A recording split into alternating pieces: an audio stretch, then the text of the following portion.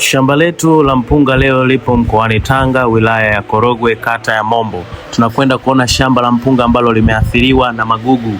Ndani ya shamba hili la mpunga linaonekana magugu kuwa ni mengi sana ambayo yanaathiri mazao kabisa. Leo tunacho kiuatilifu ambacho kinachoitwa Lysine. Lysine ni kiuatilifu ambacho kinaangamiza na kutokomeza magugu ndani ya shamba la mpunga na kuacha mpunga kuwa katika hali yake nzuri kabisa. Leo tutajionea jinsi ya matumizi, jinsi ya vipimo, na pia tutaona jinsi ya kupulizia shambani, na hatimaye tutaona matokeo baada ya matumizi haya.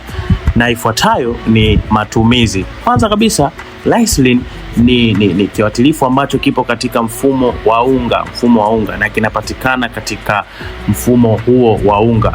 Na kwa matumizi ama kipimo cha Lysine unaweza kutumia gramu 50 hadi 70 kwa lita 20 za maji.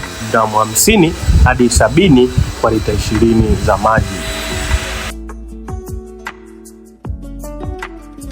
Changanya vizuri kabisa ndani ya chombo chako ili dawa ichanganyike vizuri na kuyeyuka vizuri, alafu baadaye ndipo umimine katika chombo chako cha kupulizia. Dawa hii haiathiri mimea, bali inaathiri tu magugu yale maharibifu ya ndani ya mazao ya mpunga.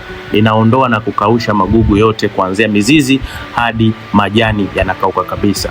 Na tunaenda kuona jinsi ya kupulizia. Mkulima shambani hapa anaonekana akipulizia dawa hii ya Lysine, kiuatilifu hiki ambacho anapulizia kwa usahihi kabisa na kwa taratibu kabisa, kwa kuzingatia sehemu zote ambazo zimeathirika na magugu. Magugu yameenea sehemu zote ambazo dawa hii itapuliziwa, ni sehemu ambazo zimeathirika.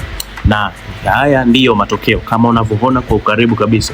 Unaona nyasi zimekauka, ukiangalia kabisa, hata ukichomoa kabisa hivi unaona hadi chini, yani hadi mizizi yake imekauka. Kama tunavyoona mizizi nayo imekauka, nyasi zimekauka kabisa. Ni kweli Lysine imefanya kazi.